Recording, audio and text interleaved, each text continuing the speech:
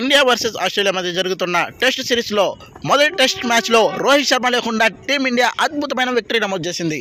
Second test మ్యాచ్లో రోహిత్ శర్మ ఇలా వచ్చాడు, కెప్టెన్సీ బాధ్యతలు తీసుకున్నాడో లేదో టీమిండియా పరాజయ పాలైంది. మూడో టెస్ట్లో వర్షం కారణంగా టీమిండియా తప్పించుకొని డ్రా చేసుకుంది. లేదంటే వర్షం పడకుండా ఉంటే ఖచ్చితంగా ఆస్ట్రేలియా గెలిచే మ్యాచ్ అని ఆస్ట్రేలియా మాజీ captain come wicket keeper Adam Gilchrist తన అభిప్రాయాన్ని వ్యక్తం చేశాడు. ఒకప్పుడు రోహిత్ శర్మ, ఒకప్పుడు విరాట్ కోహ్లీ, ఇప్పుడు అలా ఆడట్లేదు. ఒకప్పుడు రోహిత్ శర్మ అంటే ఆస్ట్రేలియా మీద ప్రత్యేకించి చాలా అద్భుతంగా ఆడతారు. ముఖ్యంగా రోహిత్ శర్మకి డబుల్ సెంచరీలు చేయడం అంటే మంచినీళ్ళు తాగినంత ఈజీ. అలాంటి రోహిత్ శర్మ ఇప్పుడు ఆస్ట్రేలియా మీద ఇంతటి ఘోర ఆట తీరు చూపించడం చాలా ఆశ్చర్యాన్ని కలుగజేస్తుంది.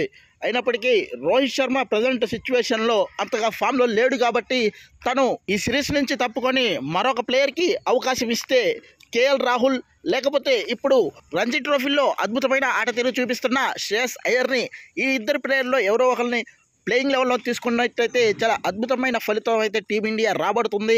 అదేవిధంగా మొదటి మ్యాచ్లో బూమ్రా ఎలాంటి కెప్టెన్సీ స్కిల్స్ వ్యవహరించాడో, తద్వారా టీమిండియాని గెలుపు తీరాలకు చేర్చాడో మనందరం చూసాం. టీమిండియా ఐసీసీ నిర్వహించే వరల్డ్ టెస్ట్ ఛాంపియన్షిప్ ట్రోఫీ గెలవాలన్నా, ఫైనల్ చేరాలన్నా టీమిండియా మిగిలి ఉన్న 2 టెస్ట్ మ్యాచ్లు ఖచ్చితంగా గెలవాల్సిన పరిస్థితిలో ఉంది.